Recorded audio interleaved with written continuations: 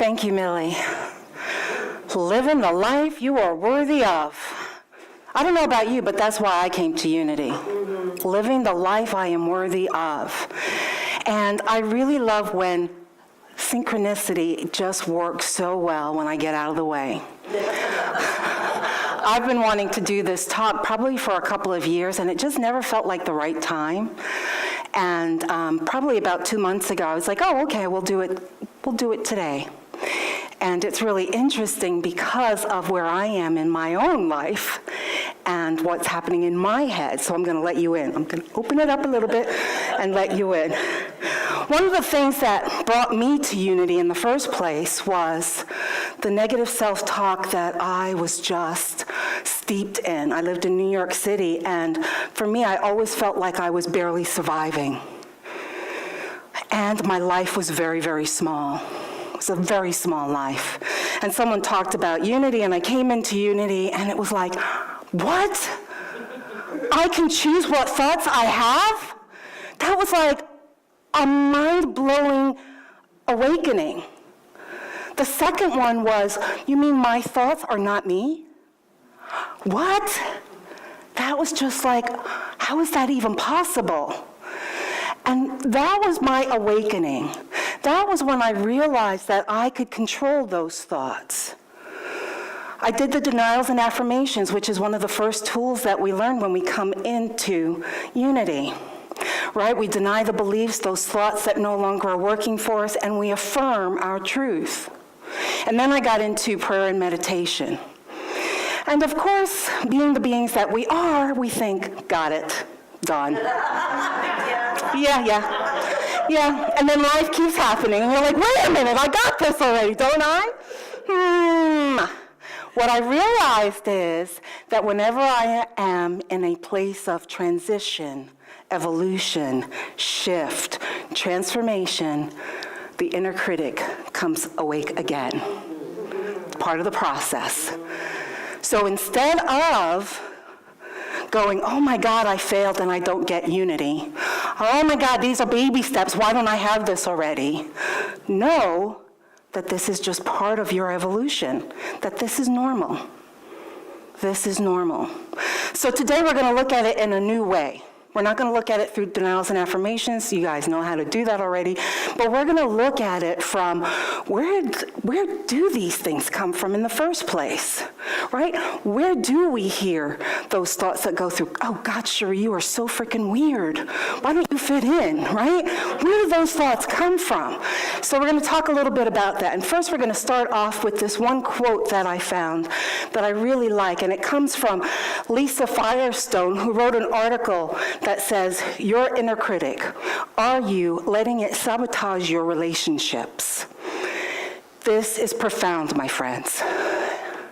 Identifying what our inner critic is telling us about ourselves and other people enables us to become conscious of the unconscious influences from our past. To break from our own destructive patterns, we must gain an understanding of the defenses we formed as children that once helped us deal with hardships, but now hold a negative influence on our lives. My friends, this is profound. Yes. If you walk away with nothing today, walk away with this. Wow. So this is where the stuff comes from. So for example, when I was a little kid, my family would say, Sherrie, you know, you have such book sense, but you have no street smarts.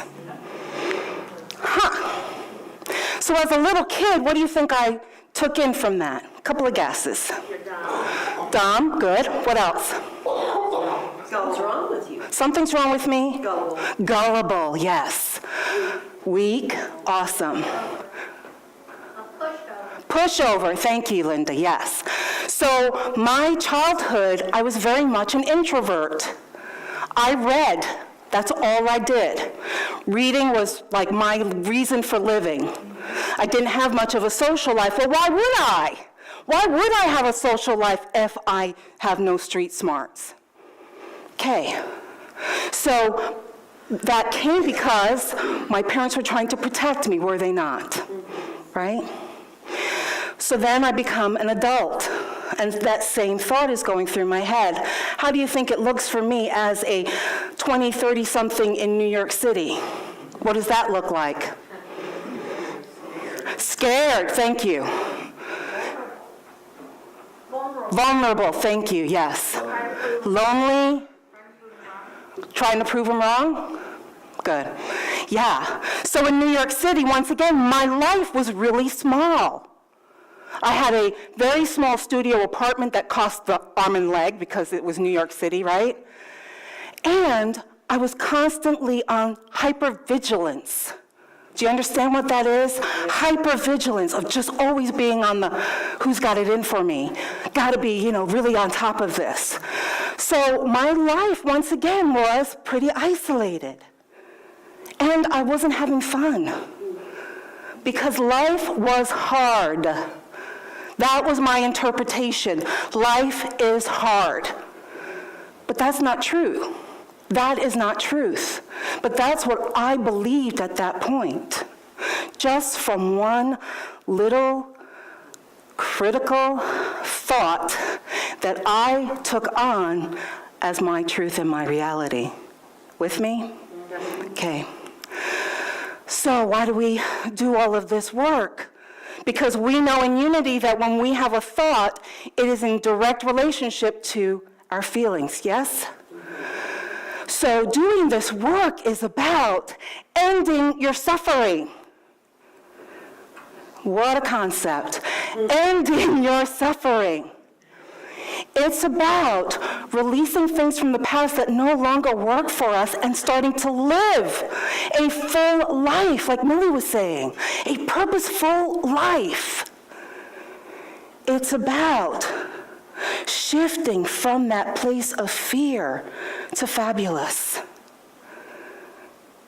It's doing the work for us to be in the world in a new and profound way. That's why we do this. Not because your minister or spiritual leader stands up before you and says, you know what, this is a good idea that you should do it. No. It's because it changes your life. That's why I do the work that I do. It changes my life. And I hope then that it changes your life as well. So we have this amazing power then to shift from living a very small life to being a powerful being. The issue is that a lot of times spiritual leaders talk about, what does your inner voice say to you? What does that still inner voice say to you? Because that's where your wisdom is. Now, if you have not differentiated between your inner critic and your wise person, guess what you're hearing? You're only hearing your inner critic, my friend, because it's pretty loud and overpowering. All right? So this is like another reason why you do this work. Because now you're able to differentiate, oh, this is my inner critic going, yeah, versus, ooh, this is my wisdom. This is from allness. This is filled with possibilities. Understand me, yes or no? Yes. Okay, super. So I'm going to give you a couple of tools that you can work on to work through this, and it's going to be a little different than what you're used to. The first one, they're both 5 steps. I'm giving you 2 paths that you can choose. This one I got from Jay Koch, who is a behavioral cognitive therapist. Not that I was in therapy. Yes, I am, thank you. Every minister should be in therapy, my humble opinion. But he talks about how do you then silence that inner critic when that voice comes up. So the first one is scientifically provable, is it?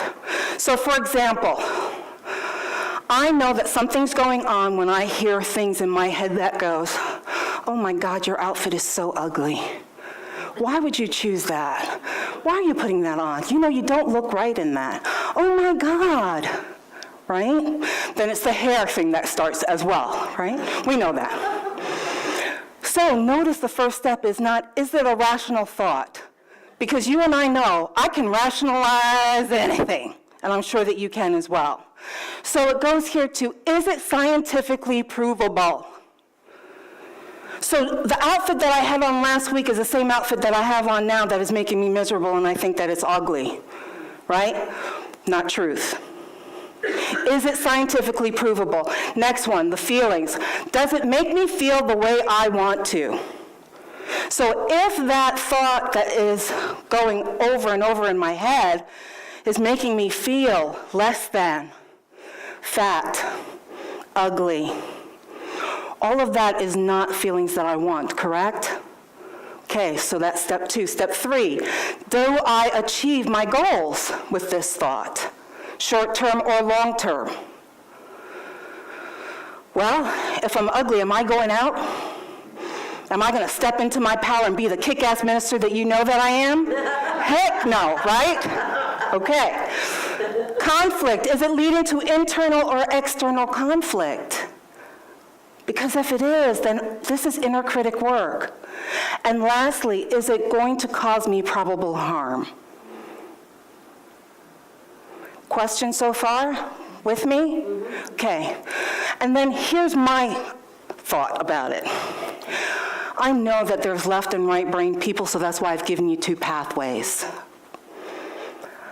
For me, it's pay attention and hear the thought. You see, when I'm in that automatic, I'm just chuntering along.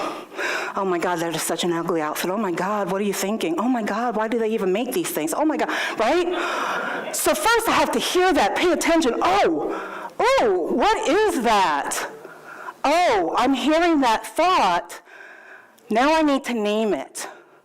Name it. What is the name for that? For me, I name it the Punisher. Right? You can name yours whatever you want. But for me, that particular theme is the Punisher theme. And then I call it out. Call it out for me means I go, oh, all right, something is happening. You're afraid of something. What's going on? And I call it out first from, where did I get this from? Oh, my mom and my gran were into perfectionism, that we really needed to look perfect when we left the house. And that was their way of ensuring that we were okay in the world, in that culture. So it was a form of protection again. So for me, when I hear that, I'm like, oh, okay, I'm afraid. I'm afraid, and I'm afraid to step out in a new way. Oh, so that's what's going on. So that's a calling out. And then the next thing I love it. Now that seems contrary to what you would do with your inner critic, but once again, what we're learning is that it's about integration, is it not? It's not about seeing a shadow aspect of ourselves, calling it bad, and trying to suppress it. We know that does not work, yes? Yes. Thank you, Sherrie.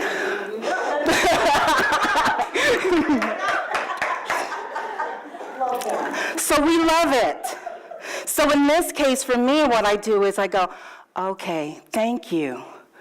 I get it. You're trying to protect me because you sense that I'm afraid. Thank you. Thank you for all the times that you protected me in the past. And now I'm really okay. I don't need this any longer. But I thank it. I bless it. Because it has served me in the past, has it not? Okay. And then lastly, what I do is I release it. And when I release it, it means that I free myself from that particular thought. See, sometimes we do this work, and then we hold on. We hold on to that thought like what? We're going to reevaluate it again and again and again? No, we've done it. We get it. We've done the work. Let it go now. Right? Because there are a million other ones that you could work on. Right? So those are my steps for how I deal with my inner critic. And so, as I'm here on this precipice, right, I'm shifting. I'm in the process of a major change, and I don't have a game plan. Oh, my Lord, girl, what were you thinking? Here they come, here they come. What were you thinking? Well, you could have stayed there a little longer because you don't really have a plan, and So all these things are coming up. They're coming up because I want to be comfortable. Comfortable for me means staying here. Comfortable for me means staying here and loving you. That's what comfortable means. We know that.